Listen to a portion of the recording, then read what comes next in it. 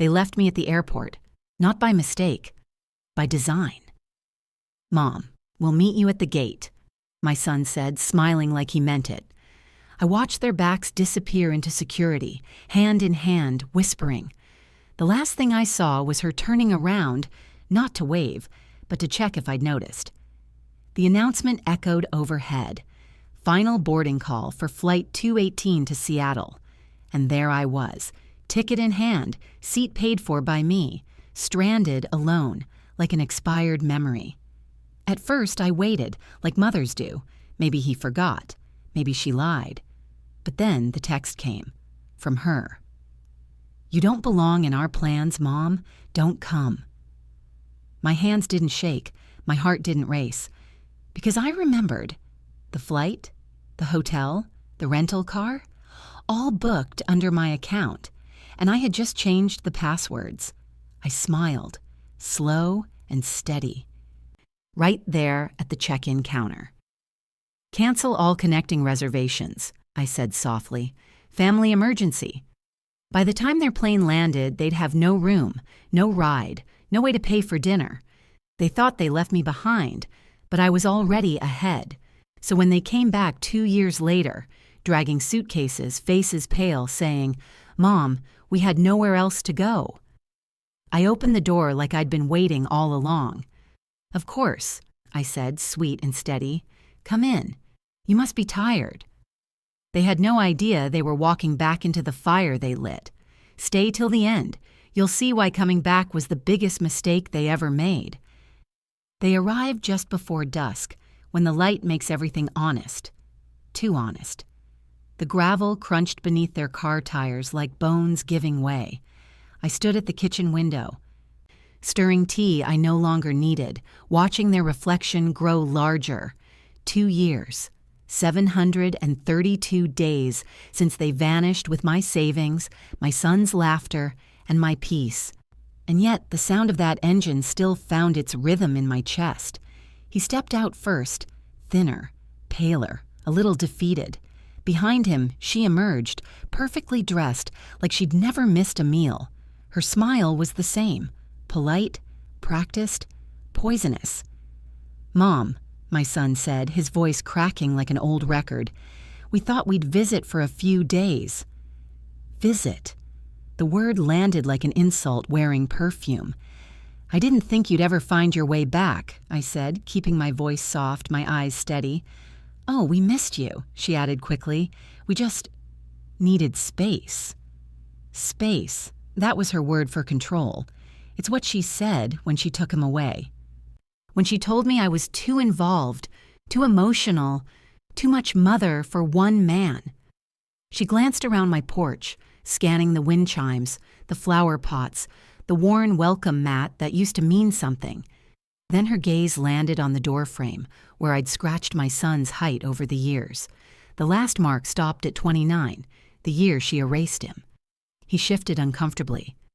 "Can we come in, Mom?" I let the silence answer for a while. It stretched. Thin, trembling. Finally, I nodded. "Of course. You must be hungry." Inside, the house felt smaller, not because it had changed, but because I had. Everything here was mine again. The walls, the air, even the shadows. She placed her bag neatly by the couch, like she belonged. He looked at me with that guilt-heavy smile, the one sons wear when they know they've traded love for convenience. I poured tea. Jasmine, her least favorite. "So," I said, setting the cups down gently, "what brings you back?" Her hand brushed his, subtle, possessive.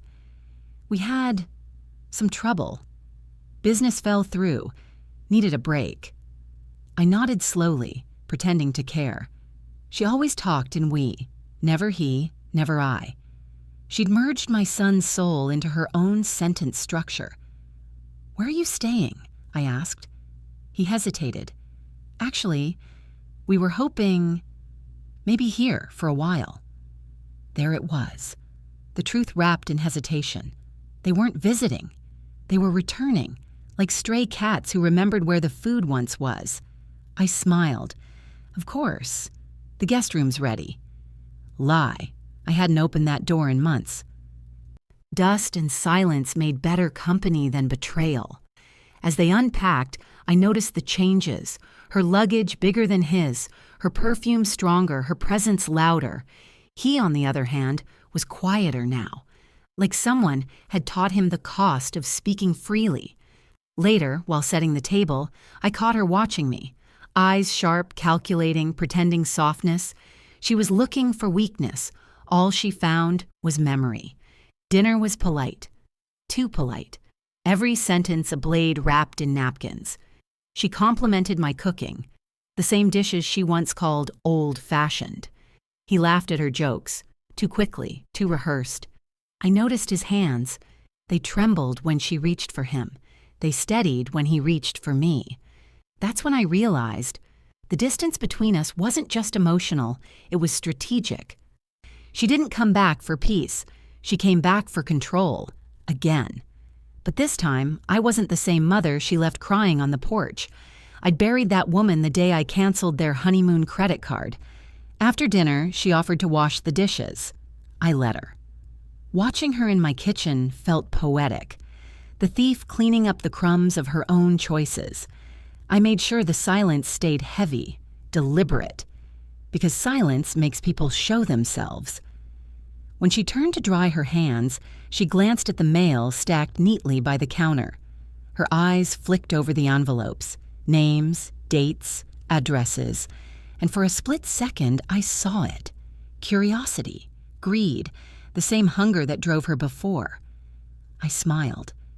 "Don't worry," I said softly. "There's nothing there for you." She blinked, startled. "I wasn't." "You were," I interrupted. Gentle but sharp. "You always are." My son looked between us, lost as if watching a conversation spoken in a language he'd forgotten. When they went to bed, I stayed awake. The air in the house changed, heavier, uneasy. Old photographs stared from the walls, whispering, "Be careful." I poured another cup of tea, jasmine cooling in the cup, and I realized she hadn't just come back for shelter. She came back to reclaim something she thought was still hers. But this house didn't belong to her. It didn't even belong to him anymore. It belonged to me, and to the woman I'd become while they were gone. I turned off the light and whispered to the empty air, "Let's see what you're really after, darling." Because when betrayal knocks twice, you don't open the door. You build a trap right behind it. That's when I realized the game had started again. Morning came soft, deceitful. The kind of light that makes lies look gentle. The house smelled of coffee and unease. They sat at the table like guests who'd forgotten the rules of the house. She was already scrolling on her phone, pretending not to notice me watching. He stirred his cup in silence, the spoon tapping like a nervous heartbeat. I asked, "How did you sleep?" He said, "Fine." She said, "Couldn't rest. Your bed creaks." A pause. Her smirk lingered like perfume that overstayed its welcome. I smiled. Old houses do that, they remember things. And her eyes flickered, just a second. Maybe she understood. She reached for the sugar bowl, but I saw it. The ring on her finger. Gold. Simple, but not the one I gave him. A new one. A replacement. Like me. It was small. Meaningless, maybe, but something twisted inside me. Little fractures form that way, not from storms, but from small taps again and again. Later, she offered to help with laundry. Kind, generous, pretending domestic grace. But when I passed the hallway, I saw her hand in the pocket of my son's coat. Quick, deliberate, searching, not cleaning. She froze when she noticed me. "Just checking if it needs washing," she said too fast. "Of course," I answered. "You've always been good at checking." That was the first lie of the morning. The second came at lunch.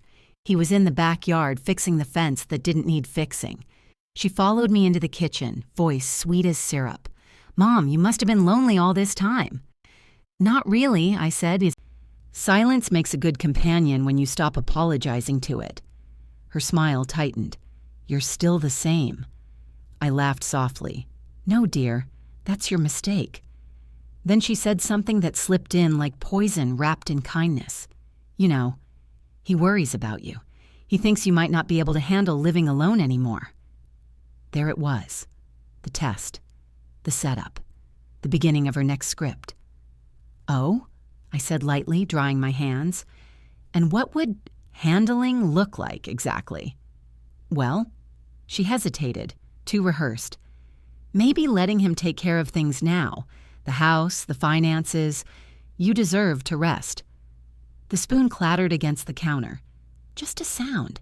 But inside me, the storm stood up. I turned slowly. "You mean you taking care of things?"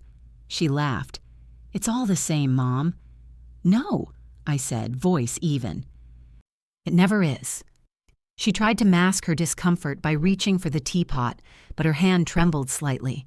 She poured, missed, and the spill spread across the counter. Dark, blooming, like a secret too loud to contain. "Careful," I murmured. "Hot things burn when you don't respect them." That night, I heard whispers behind their door, his voice low, uncertain, hers sharp, commanding. "Just a few weeks," she said. "She won't even notice." I leaned against the hallway wall, heart steady. I didn't catch it all, but I didn't need to. It wasn't about what they said. It was how they said it. When people plan to betray you, they don't shout. They whisper, so your instincts have to listen harder. I went back to my room, sat at the edge of the bed, and stared at the window, that fragile glass that reflected everything and revealed nothing. Then I reached under the mattress, where I'd kept a little black book, not a diary. I don't record pain. I record patterns, dates, calls, transactions, names. The last entry was 2 years old, March 4th, funds missing, joint account closed, no explanation. I flipped the page and wrote a new one. They're back. Same smiles, same storm. I closed it slowly, and in that moment I decided. I wasn't going to confront them, not yet. Revenge is like tea. It brews better when you let it steep. The house sighed as the night deepened. Somewhere down the hall, a door clicked shut, and I whispered to the darkness, "That's when I started watching." By the third day, my heart had gone quiet, not calm, just distant. It's strange how love dies like candlelight, one flicker at a time until the room adjusts to the dark. They thought I'd softened. I let them. I moved slower now, deliberate, as if time itself had become my accomplice. Every small act, folding clothes, setting the table, pouring tea, turned into a kind of message. Fold, observe, wait. She filled the air with laughter that didn't belong here. He followed her rhythm, smiling too quickly, apologizing too easily. The house echoed with a noise I didn't recognize. Performance. I could tell she was growing restless. The walls were too quiet, the mirrors too honest. Every day she found some new way to remind me that she was the future and I was the past. She replaced my lace curtains with linen ones. Modern, she called it. Moved my framed wedding photo to the hallway. Better lighting. Even tried to convince my son to repaint the kitchen. But control, once given, doesn't return easily. And I'd never given mine back. One afternoon while folding laundry, I found something in the guest room drawer, a bank envelope. Empty. Torn. My handwriting across it. It had once held the spare cash I kept for emergencies. I folded the bedsheet carefully, edge to edge. Not a sound. Not a word. She came in a minute later, humming. "Need help?" she asked. "No," I said, my voice soft, steady. "You've already helped yourself enough." She froze, then smiled that tight smile again, the kind you wear when pretending not to understand. "Oh, Mom, you always say the funniest things." Funny. That word stuck to the air like smoke that wouldn't clear.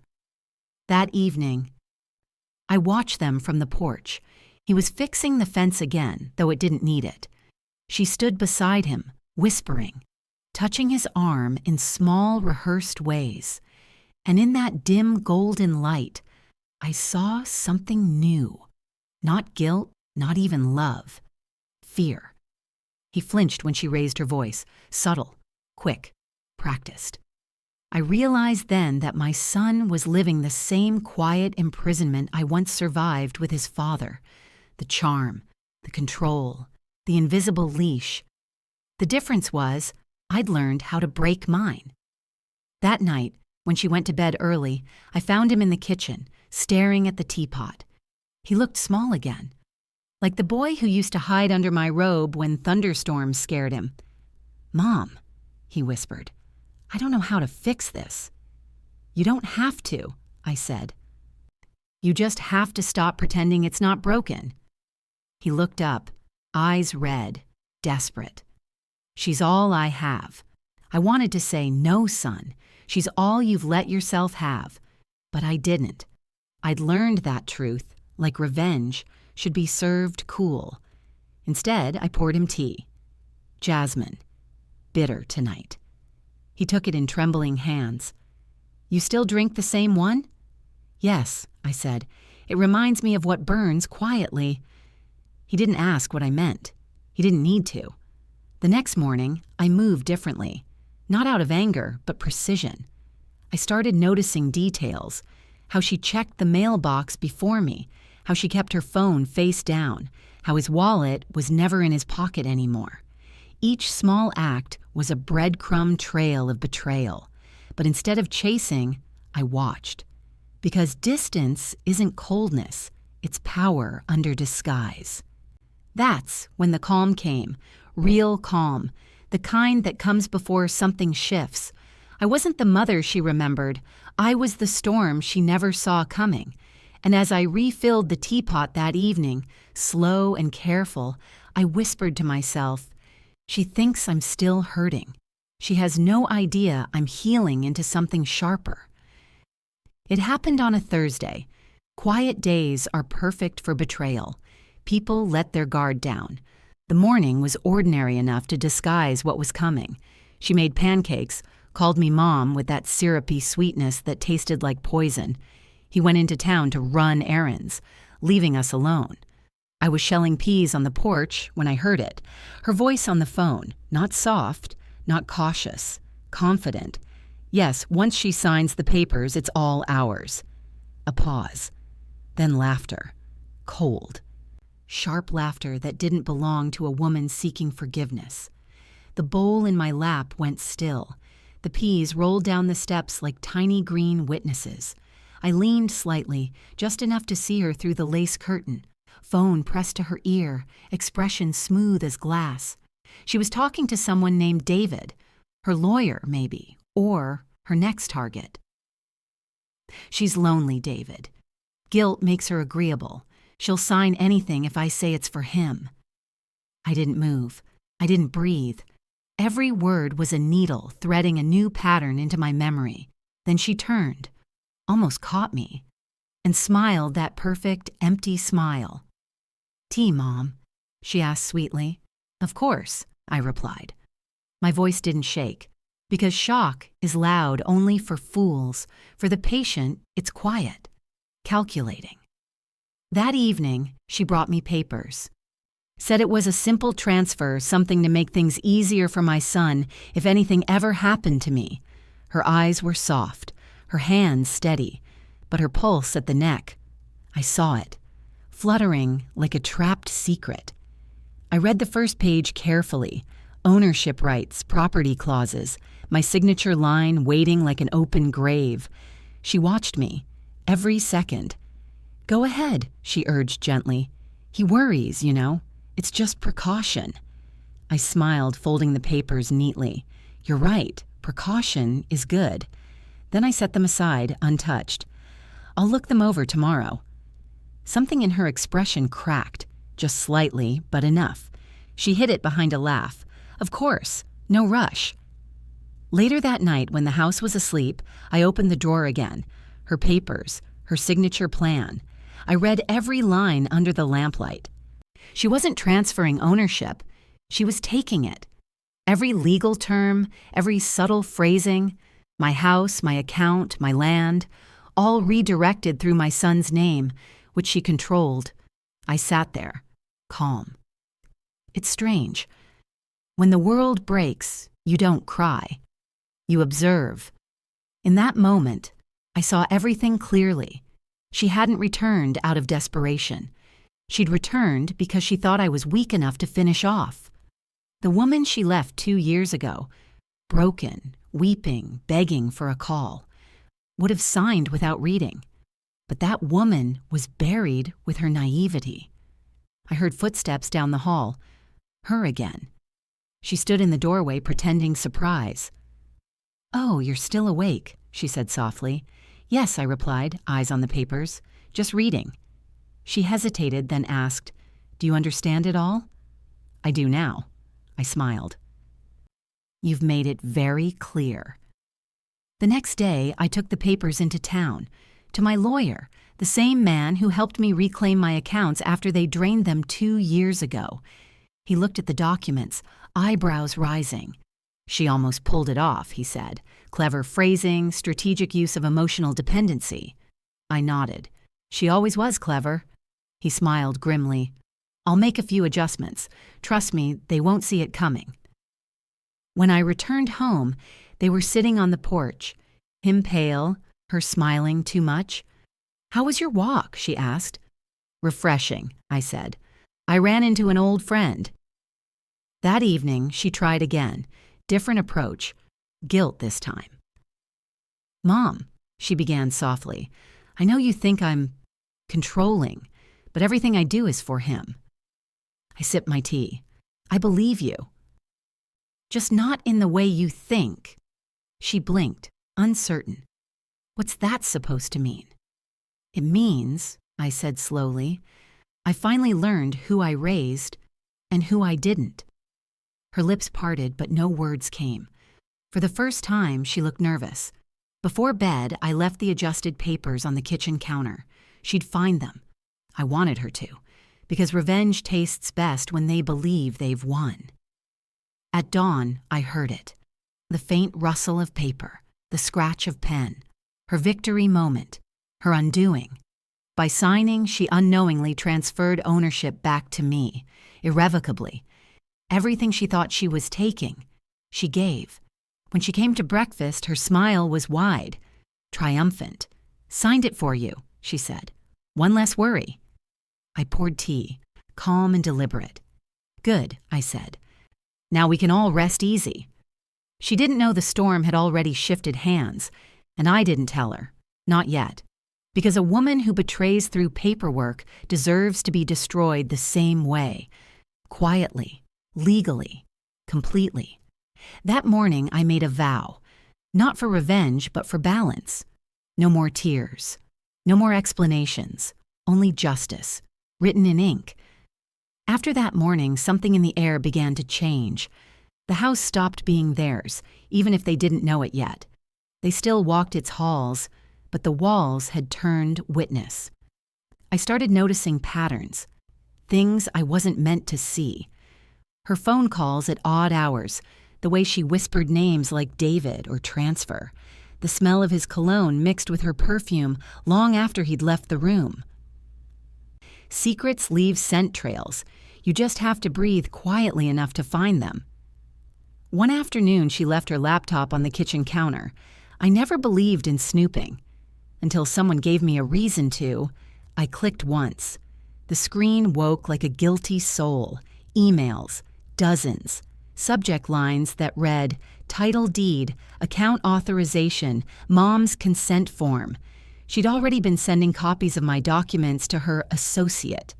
The name at the bottom, David Crosswell, attorney. But one thread caught my eye. Once she's signed, I'll move the funds and we can finalize before he finds out. He, my son. So she wasn't just betraying me. She was playing both sides. I scrolled further and found photos of a lake house, new furniture, invoices in her name only. The caption read, "Our place, finally free from all the noise." Noise. That's what she called family. That's what she called me. I didn't cry. I copied every file onto a small flash drive and tucked it into my apron pocket. That evening, when my son returned, I asked, "Have you ever heard of a man named David?" He frowned. "David who?" "Someone your wife seems to know very well." His confusion was real, not practiced. He shook his head. "No, she never mentioned anyone." I watched the lie build behind his eyes, not from him, but from what she'd told him to believe. Control doesn't always look like power. Sometimes it looks like protection. Later, I left the flash drive under his pillow. No note, no warning. Truth should never be told. It should be discovered. By the next morning, he was gone. No bag, no goodbye. Just his wedding ring left on the counter beside a half-empty cup of coffee. She pretended surprise. "He went for a walk, I think." But her hands trembled, and the color had drained from her perfect smile. For the first time, I saw fear in her eyes. Not of me, but of exposure. That afternoon, she turned quiet. The phone stayed locked. The door to their room closed. Every hour I heard pacing, drawers opening, whispered calls that ended abruptly. The storm was shifting again. By evening, my son returned, his face pale, jaw tight, eyes red. He didn't say a word, just placed the flash drive on the table between us. "I saw everything," he whispered. "She told me it was for us, Mom, that we were building something new." "She built," I said softly. "You obeyed." He broke then, shoulders shaking, years of manipulation unraveling in a single exhale. "She said you hated me." I reached across the table, touched his hand, the same hand that once held mine when he took his first steps. "I never hated you, son. I just waited for you to see the truth." He nodded slowly, shame heavy in his eyes. "What do we do now?" I smiled faintly. We let her finish her own story. That night, I heard her crying through the door. Not guilt, frustration. Her empire of lies was falling apart, and she didn't know which piece broke first. Then, a new sound. Her phone ringing, frantic whispers.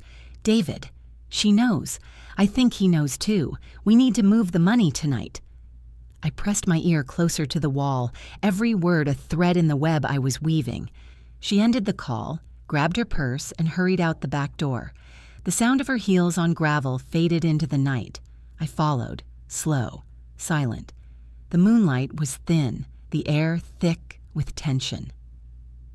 She drove off toward town, the same direction as the old post office where bank transfers were processed. I didn't chase. I didn't need to.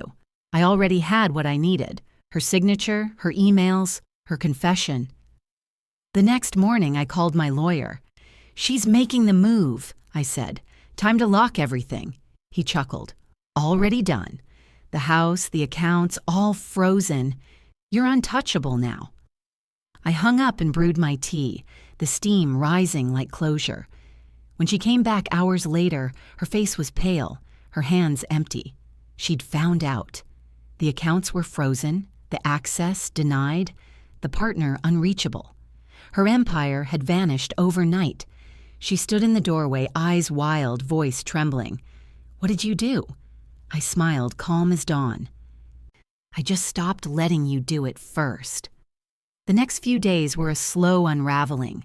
Not loud, not violent, just quiet collapse. When deceit starts dying, it doesn't scream. It sighs. She avoided me now, moving through the house like a ghost in borrowed walls.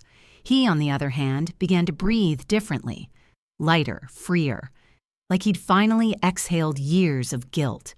And that's when I knew it was time to bring the truth into daylight. I set the breakfast table that morning. 3 cups, 3 chairs, same as always. But there was one difference. Beside her plate lay a folder, black, neat, sealed with a single paperclip. "Good morning," I said softly. She blinked, suspicious. "What's that?" "Just something I thought you should read before tea." Her eyes narrowed, but curiosity has always been her weakness. She opened it. Inside were printed emails, Her emails, screenshots, legal statements, bank logs, every thread she'd woven into her perfect web, pulled straight into the light. For a moment, she didn't breathe. Then came the tremor. Her lips parted. Ready to deny, but I cut in first. Don't bother, dear. I've read them all. Twice. My son froze mid-sip. What's happening? She tried to recover, her voice trembling between charm and panic.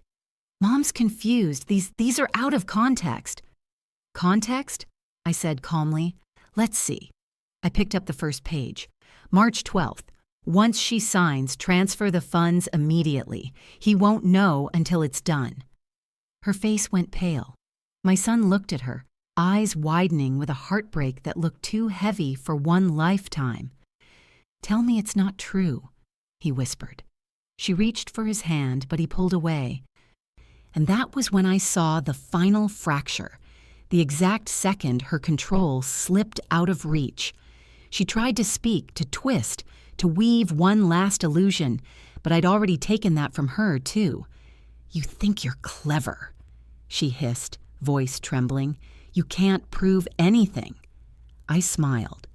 Proof is overrated when the guilty write their own confession. Her mouth fell open. I told you, I interrupted, still calm. Precaution is good. I slid a second document across the table. The one she'd signed, unknowingly transferring everything back into my name. The house, the accounts, the land, all mine again. She stared at it, horror dawning slow and deep. Her hands shook as she flipped through the pages. Her voice cracked. You tricked me. No, I said. I learned from you. My son buried his face in his hands. Is this what you came back for? He asked her. To steal from my mother again? She snapped, finally showing the face behind all her pretty manners. She doesn't deserve this house. She manipulates you with guilt, with pity. I was fixing things. I leaned forward. Fixing? You call theft fixing? She glared at me. You never saw me as family. Family doesn't erase you from your own bank account. The silence after that line was thick enough to cut. She stood abruptly, her chair scraping against the tile like a scream. Her words came out fast, defensive. You'll regret this, both of you. I stood too, slow, deliberate. Maybe, I said softly, but at least I'll do it in my own home. She grabbed her purse and stormed toward the door, but my son didn't follow. That was her real defeat, not the papers, not the money, losing the man she'd built her power around. He stayed at the table, staring at his reflection in the untouched tea. After a while, he whispered, I didn't know, Mom. I know, I said. You weren't supposed to. He nodded, tears slipping quietly. I thought love meant choosing sides. Love, I said, means seeing clearly, even when it hurts. That afternoon, I called my lawyer again, told him to finalize everything. He chuckled. She'll find out soon enough. She already has, I said. Now it's just time for her to live with it. Evening came heavy. She hadn't returned. Not that night, not the next. But I could feel her shadow still lingering, in the corners, in the scent of her perfume that clung to the curtains. A few days later, a letter arrived. Typed, unsigned, but I knew her voice between the lines. You think you've won, but you'll never have him. He'll remember who stood by him when you didn't. I smiled reading it. Revenge, when done right, doesn't need to shout. It just needs to echo. I burned the letter in the sink, watching the flames curl and fold like the lies she'd built her life on. Then I brewed fresh jasmine tea, the same kind I poured the day they came back, and sat by the window. My son joined me silently. We didn't speak for a long time. Then he asked, What happens now? Now, I said, eyes still on the flickering ashes. Now she learns what it feels like to be outside looking in. He nodded slowly, understanding dawning behind the hurt. She'll come back, you know. Yes, I said, but next time she won't be knocking. She'll be begging." He looked at me then, not like a boy who needed saving, but like a man who'd finally seen who had saved him all along. And for the first time in 2 years, the house felt clean again. Not peaceful. Peace comes later, but honest. That's the thing about truth. It doesn't heal you right away. It just stops the bleeding. She returned 3 days later, without a car, without a plan, without that arrogant perfume cloud that used to enter before she did. The storm had stripped her down to something raw, something almost human. It was raining, fitting, poetic. She stood on my porch, drenched, clutching the same baby blue suitcase she'd brought when she first came back. The color looked cruel against the gray sky. I opened the door, slow and quiet. No surprise on my face, just the same calm she used to mistake for weakness. "Please," she whispered. "I just need a place to stay." Her voice cracked on the word stay, like even it didn't believe her. My son stood behind me, silent, his arms folded, eyes heavy with the kind of disappointment that doesn't fade. He didn't speak. He didn't need to. He was no longer hers to manipulate. "Come in," I said softly, because sometimes mercy is the sharpest blade. She stepped inside, dripping water across the floor that used to shine for her approval. I watched her eyes scan the walls. No wedding photo, no joint memories, just emptiness that looked like consequence. "Where's your friend?" I asked, almost kindly. Her face flinched. "He's gone." "Gone where?" She hesitated. "He took everything." Ah, the irony. She'd been devoured by the same hunger she'd fed. I gestured toward the table. "Sit. You must be cold." She did, hands trembling as she tried to hold the tea I placed before her. "I made jasmine," I said. "You always hated it." Her lip quivered. "Why are you doing this?" I tilted my head slightly. "Doing what? Offering warmth to someone who tried to burn me?" She closed her eyes, a tear sliding free. Real or rehearsed, I didn't care. "Mom," she started, but I stopped her. "No, don't call me that. You only earn that word if you protect, not poison." Silence. The clock ticked slow, deliberate. Finally, she said, "I just wanted security. I grew up with nothing." I leaned closer, voice calm, quiet, surgical. "And so you decided to take from the one person who gave you everything."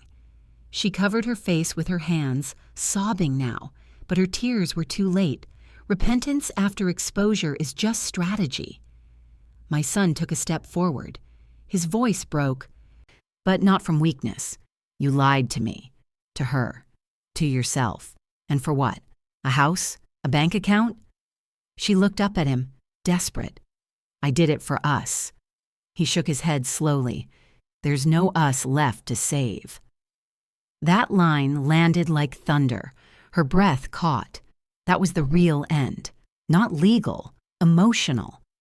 I stood then, collected the empty cups, and said softly, "You should go before the rain stops.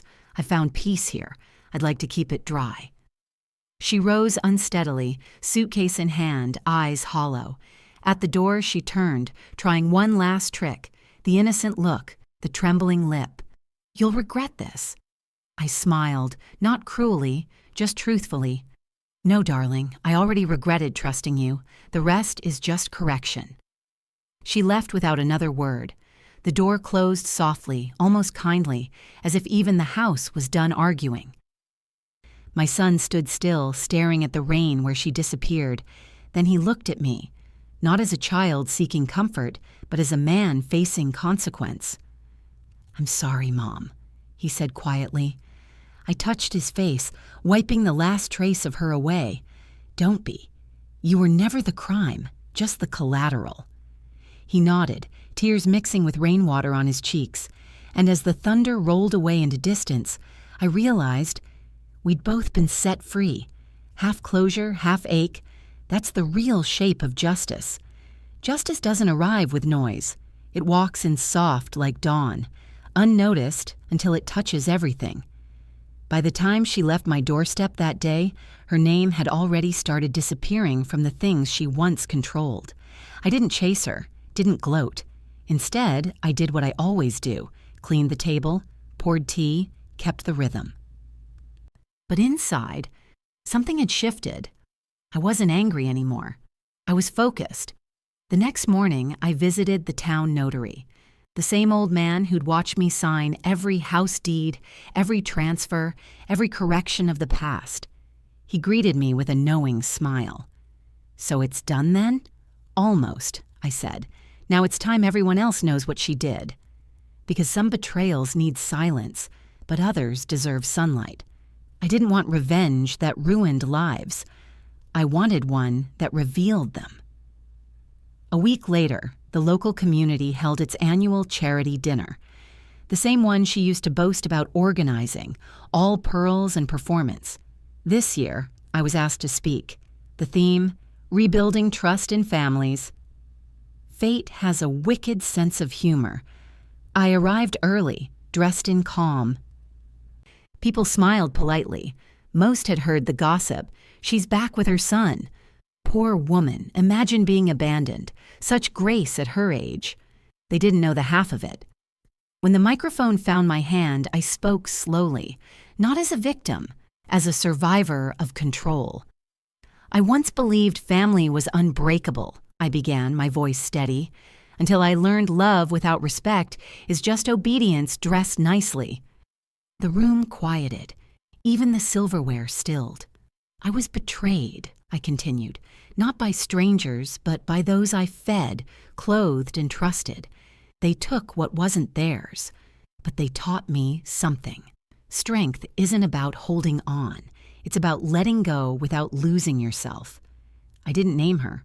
I didn't have to, because halfway through my speech, she walked in, late, uninvited, her eyes red, her dress damp from rain, the same shade of blue as the suitcase. Whispers followed her like shadows. She froze when she saw me on stage, her face caught between defiance and fear.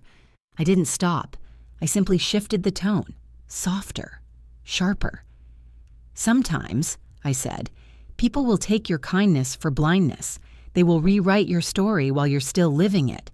But the truth always finds its way back home." Her breath hitched audibly, and then I opened the folder in front of me. Copies of the forged documents, the fake transfers, the proof of her lies. "This," I said, holding the papers high, "is what happens when you confuse silence with surrender." Gasps rippled through the crowd. She took a step back, eyes wide, shaking her head. I never looked directly at her. Justice should never look desperate. I finished with a calm smile. "To anyone here who's been betrayed by the ones they raised, remember, forgiveness isn't weakness. It's just the moment before wisdom." Applause filled the room, not loud but respectful, heavy with understanding. She left before I finished. Her exit wasn't dramatic, just small, quiet, exactly like the lies she built. That night, after the crowd dispersed, my son found me outside under the old oak tree. He looked lighter, free in a way I hadn't seen since he was 15. "She won't recover from that," he said softly. "She will," I replied, "but differently." He frowned. "You don't feel bad?" I shook my head. "Feeling bad is for mistakes. This was correction." He nodded slowly, understanding, and for the first time, he smiled without guilt. A few days later, I received a letter, not from her this time, but from the bank. The accounts had been reviewed, fraud detected, assets reinstated. My lawyer attached a note. "It's over, officially." But I didn't celebrate. I went to the garden instead. The jasmine plant was blooming again, small white flowers that refused to die even when neglected. I poured a cup of tea, sat beside it, and whispered, "You see? We both survived." It wasn't revenge that satisfied me. It was the quiet shift of power, the way she'd once stood above me and now, even in memory, looked up. The town spoke for weeks, Some pitied her, others admired me, but I didn't care for either. I didn't win a war. I ended one. The real justice wasn't in the exposure or even the money. It was in reclaiming my story, because that's what betrayal steals first. Not your possessions, but your version of what happened. And now, mine was the only version left standing. That night, as I locked the doors, my son stopped by the hallway photo, the one I'd put back up of him as a child. He touched the frame gently and said, "I want to stay for a while, just until things feel right again." I smiled. "You're home, son. Take your time." The rain started again outside, gentle this time, cleansing instead of cruel. And for the first time in years, I didn't brace myself against it, because justice, when done right, doesn't need applause. It just needs peace to echo in the places where pain used to live.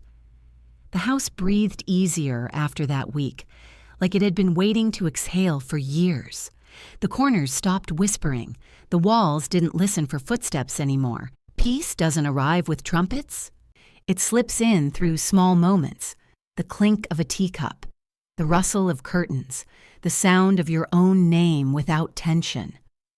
My son moved into the guest room, the one that once felt haunted by her perfume. Now it smelled of coffee and morning light. He'd wake early, fix the porch steps, sweep the path, and hum songs I thought he'd forgotten.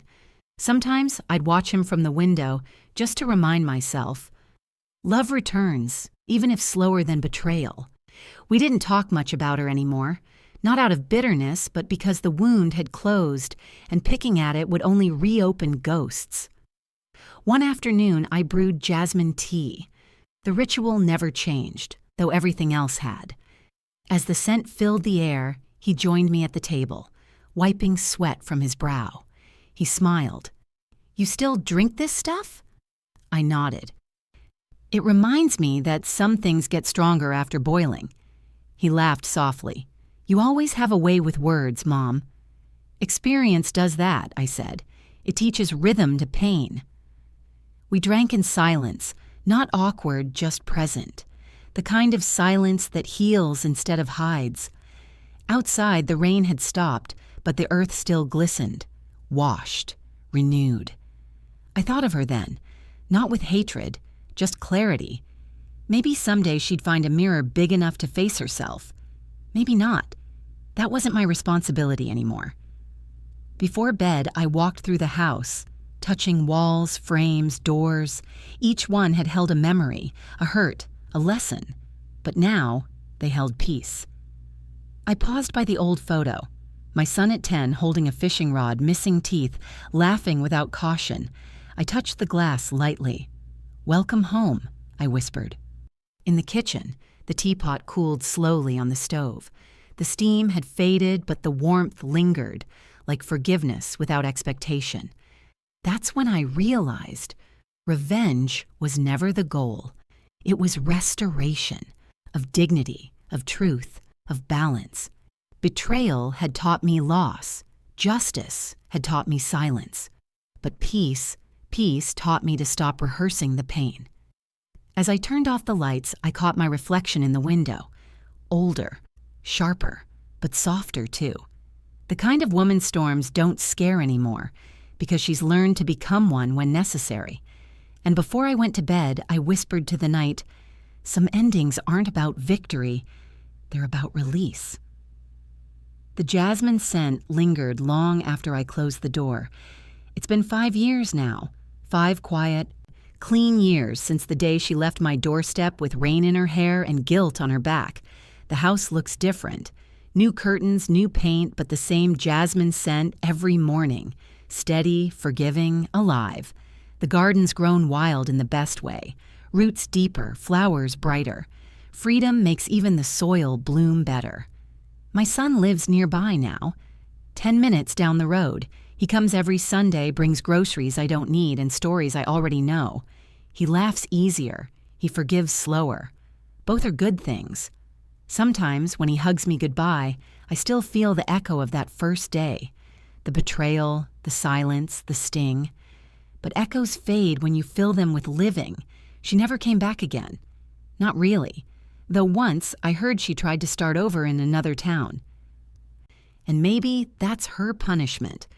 Waking up every morning knowing the only person she couldn't control was the one who stayed calm. Peace isn't a prize, it's a discipline, and I've practiced it long enough to wear it like skin. Some evenings I sit on the porch with my tea, jasmine still, and watch the sun drop behind the same gravel road they once drove away on. Back then, I thought that road was where everything ended. Now I know. It's where I started over. Because sometimes being left behind is the fastest way to get ahead. I don't need applause. I don't need revenge stories. Just this: a house that's mine, a heart that's steady, and a son who finally sees me clearly. If you've ever trusted the wrong people, this story is for you. If you've ever been left behind, remember, sometimes it's the universe clearing your path. Tell me, what would you have done in my place?